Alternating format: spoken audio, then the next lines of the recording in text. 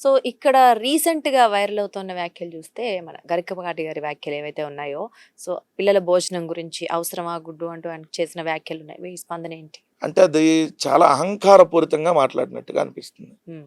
అంటే నేను నా ఇష్టం, నేను ఏదైనా మాట్లాడతా. సో నేనేం మాట్లాడినా ప్రజలు స్వీకరించాలి అనే కోణంలో మాట్లాడినట్టుగా కనిపిస్తుంది.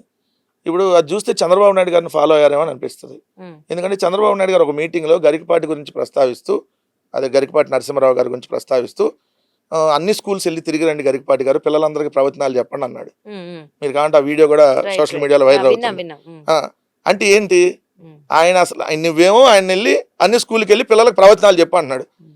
ఈయనేమో అసలు పిల్లలకు భోజనం ఎందుకు దండగ అంటున్నాడు. హ్మ్.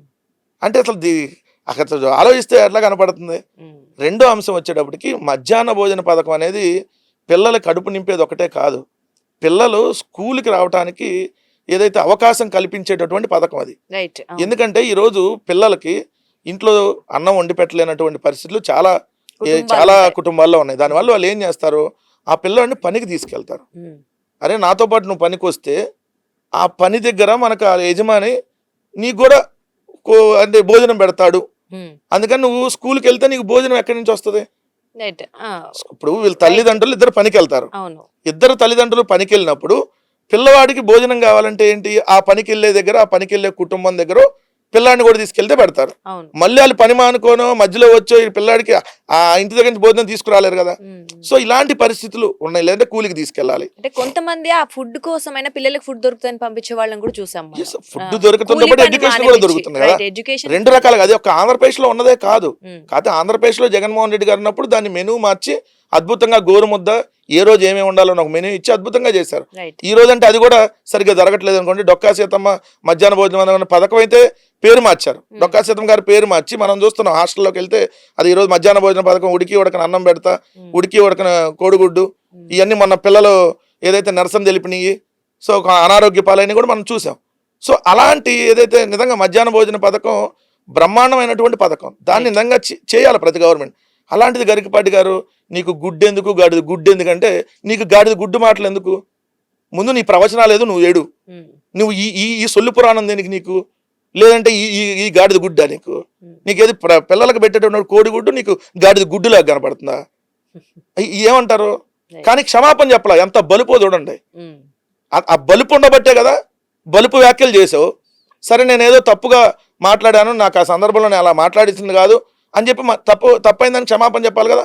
క్షమాపణ కూడా చెప్పలేదంటే ఇంకెంత బలుపు ఉందో చూడండి. మళ్ళీ అధికారంలో ఉన్నటువంటి పార్టీ వాళ్ళు ఒక్కరు కూడా దాన్ని క్వశ్చన్ చేయాల అంటే ఏం తీసేయాలని ఆలోచిస్తున్నారు మీరు.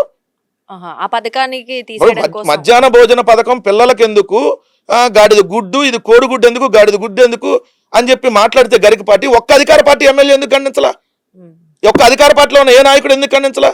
164 మంది వచ్చారు కదా ఉండటానికి, 21 మంది ఎంపీలు ఉన్నారు కదా. అరే ఇది తప్పు, గరికపాటి అందాన్ని ఒక్కరు ఎందుకు మాట్లాడలా అంటే ఏంది మీ ఉద్దేశం కూడా, గుడ్డు ఎందుకు గాడిద గుడ్డు ఎందుకేనా, అంటే ఆ గాడిద గుడ్డే మీకు రేపొద్దున నెత్తినేస్తారు ప్రజలు. ఆయన కూడా వాళ్ళకి సపోర్ట్ గానే మాట్లాడారు అనుకుంటున్నారు. ఇప్పుడు అధికార పార్టీ వాళ్ళు ఎందుకు ఖండించలా గరికపాటి వ్యాఖ్యల్ని, మొత్తం ఎంటైర్ సోషల్ మీడియా అపోజిషన్ పార్టీలు అందరూ ఖండించినప్పుడు ఆ పక్కన తెలంగాణలో వాళ్ళు ఖండించారు కదా. తెలంగాణలో ఉన్నటువంటి ఆర్ఎస్ ప్రవీణ్ కుమార్ గారు వీళ్ళందరూ కూడా ఖండించినప్పుడు మరి మీరు ఇక్కడ అన్నారు ఎందుకు ఖండించాలి అధికార పార్టీ వాళ్ళు అంటే, మీ ఉద్దేశం ఏంటి, మధ్యాహ్న భోజన పథకం దండగనా మీ ఉద్దేశం, తీసేయాలనుకుంటున్నారా, ఓపెన్ గా చెప్పండి అది ప్రజలకి. మరి గరికపాటి వ్యాఖ్యలు తప్పు అని ఖండించినప్పుడు ఖచ్చితంగా వాళ్ళ ఉద్దేశం కూడా అదేలాగా చూడాలి.